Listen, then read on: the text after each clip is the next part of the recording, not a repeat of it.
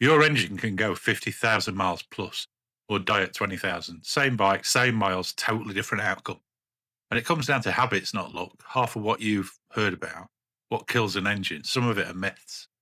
So let me outline 9 good habits. Myth busted right now.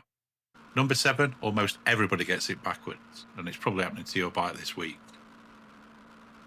So real damage versus bar torque. Every rider's heard a rule from someone at bike night. Some of it's accurate, some of it's bull. It's been repeated so many times it sounds true. 10 habits straight from what actually happens inside your engine. So the quick trap is the first one. 2-minute rides to the store. Feels harmless, confirmed, it's not. Your engine needs to hit full operating temperature for the oil to actually start doing its job. Burning off moisture, unburnt fuel and acids that build up every time you start it.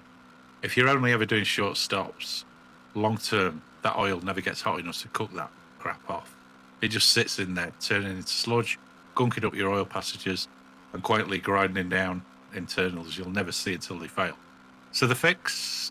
If most of you are riding short trips, give it one real 20 to 30 minute ride at operating temperature every so often to flush it clean.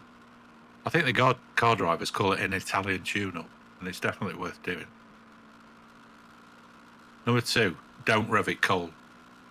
Revving right after startup. This is confirmed bad, but not for the reason most people think. Overnight oil settles and thickens, especially in colder weather. The second you twist the throttle before it's circulated, parts like your piston rings and cam bearings are running a little dry of oil. Mechanics will tell you most engine wear in a bike's entire lifespan happens in that first 60 seconds after a cold start. But here's the myth part. The old advice to idle for 10 to 15 minutes before riding, that's just a hangover from carburetor bikes when everybody had them. On a modern fuel-injected engine, you don't need it. So let it idle for 60 seconds, then ease into your ride gently for the first few minutes, and that should cover this one. Number 3, stop lugging the engine. Low speed, high gear, engine straining and grumbling instead of pulling smooth. This one's confirmed. There's no real debate on this one. Lugging forces the engine to work hard without enough RPM to do it cleanly, which puts excess strain on your crankshaft and piston bearings. It also creates low frequency vibration, which you can feel, that shakes fasteners loose over a long time. The fix on this one, if it feels like it's labouring instead of pulling, downshift and keep the RPMs in the bike's healthy power back. And number 4, living near the red line. This one's half true. A quick tap on a fully warmed up engine won't hurt anything. That's literally what the red line's for.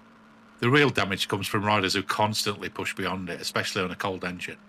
At those RPMs, valves and springs are moving at extreme speed. Push it too hard constantly and valves start to flow.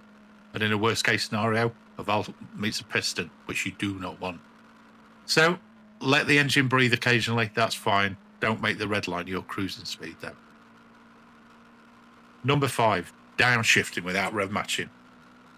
That aggressive engine brake bark going into a corner feels and sounds great, but it's confirmed as rough on your drivetrain. If you're not matching revs, it's basically a mini over rev every single time, and that shock stresses your valves, clutch, and timing chain.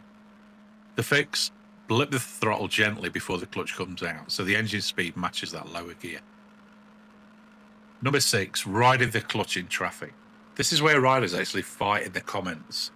This is partially a myth. Gently feathering the clutch at walking pace, crawling through stop-and-go traffic is a completely normal technique. Wet clutches are designed to handle that. The real problem is riding the clutch at higher speed or RPM to control your pace instead of just rolling the throttle. That's what glazes your plates and puts warm clutch material straight into the oil that's supposed to be protecting your engine. So, slow speed feathering, totally fine. Dragging it at speed for long stretches, don't make it a habit. Number 7, hard launches and popping the clutch. So the one everybody underestimates because it looks harmless on video, and it looks good. It's confirmed though, and it's worse than it looks. Dumping the clutch at high RPM sends a violent torque slam through your entire drivetrain in a split second. Warping clutch plates, stretching the drive chain, damaging sprocket teeth, even a stressed crankshaft and bearings. The fix on this one, if you need a quick start, feed the clutch out smoothly while rolling on the throttle instead of dumping it all in one go. The next one, neutral at lights and idling. Too long. I'm expecting some comments on this one. So sitting in gear with the clutch pulled in at a red light, that's true. It's not great, but it's a minor one. It keeps constant pressure on your throw-out bearing over time again. Shifting neutral if you stop more than a few seconds. Long idling, that's confirmed and more underrated than people think. Without airflow, heat builds up fast, oil thins out, and on older carburettor bikes, this is more important. Excess fuel can wash oil right off your cylinder walls. The fix on this?